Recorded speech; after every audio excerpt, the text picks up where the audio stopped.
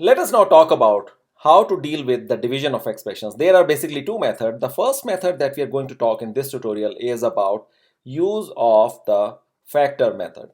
So to begin with, let us take an easy example in which I am dividing an expression 20x to the power 5 and I want to divide this with another monomial, say 5x to the power 4. Okay. So let us write these two expressions in the division form such as numerator and denominator. Okay. Then the next part is create the factors of the numerator. So when I look at these two numbers, 20 and 5, I should be able to divide this 20 into two parts, 5 times 4, right? That will give me 20.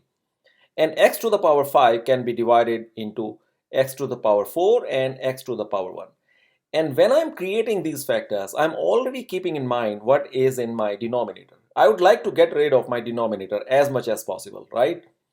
So once I do that and I write my denominator as it is, then the next step becomes very easy. All I need to do is get rid of the common factors between numerators and denominators, okay?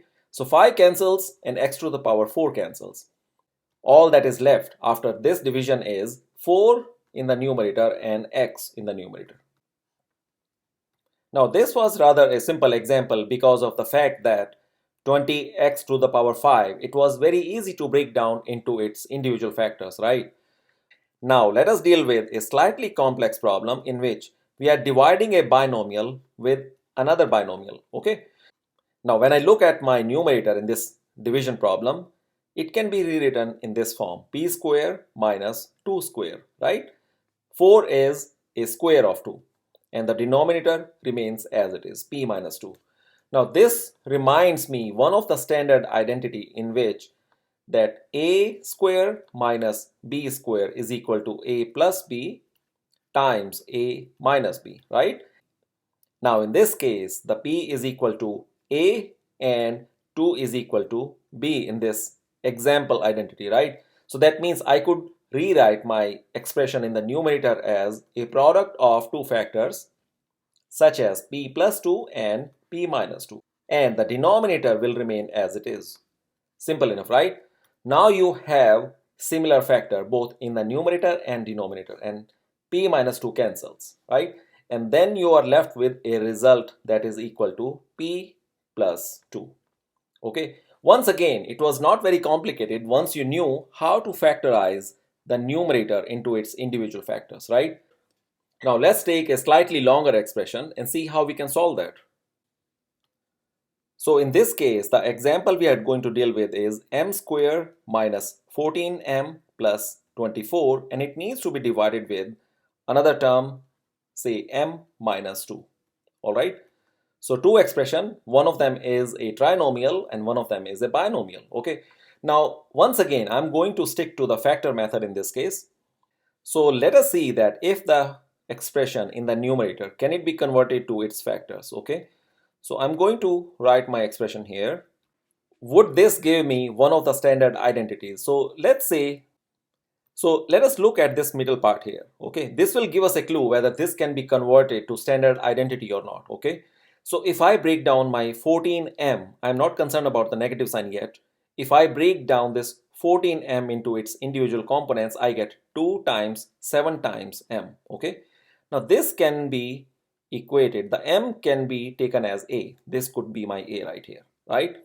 And the 7 could become my b in the expression, right?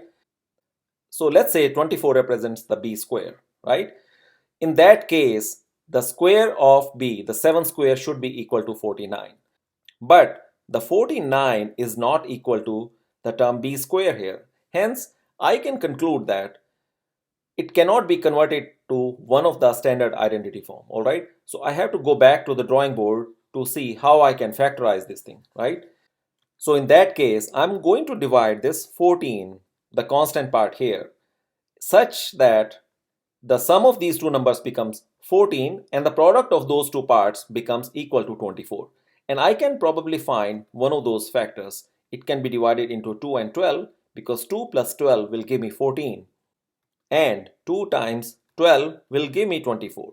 That means this 14 can be definitely divided into two pieces such that the product becomes equal to 24, right? So let's do that and see how we can create factors using this technique. So I will rewrite my expression to be m square minus 2m minus 12m plus 24.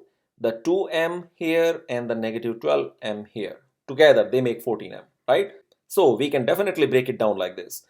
Next, find out the common parts between term 1 and 2. That will be m taken out. Inside the parenthesis will remain m minus 2. I'm just applying the reverse distribution law, right? And then find out whatever is common in term 3 and 4. So when I take negative 12 out, what remains inside the parenthesis is m from the term 3 and negative 2 from the term 4, because negative 12 multiplied with negative 2 will give you plus 24. So this division is possible, right? So now you see that I have m minus 2 common here and it's the same m minus 2 here. That means I can rewrite this expression, the newly created expression, such that if I factor out m minus 2 from this expression, then what remains inside the parenthesis is m from this part of the expression and negative 12 from the other part of the expression, right? Or in other words, you can bring this finding right from here back to your expression 1 in this case, right? So m square minus 14m plus 24 can be rewritten as m minus 2 times m minus 12. That goes in the numerator, right, in this division problem. And what goes in the denominator is the divisor, which is m minus 2, right? Now you have an easy task that you can get rid of this m minus 2 both from the numerator and the denominator because it is a common factor, right? And what remains as a result of this cancellation is m minus 12. Okay, so the answer to this division is m minus 12. Okay, and that's all we need to know about how do you solve the division of expressions.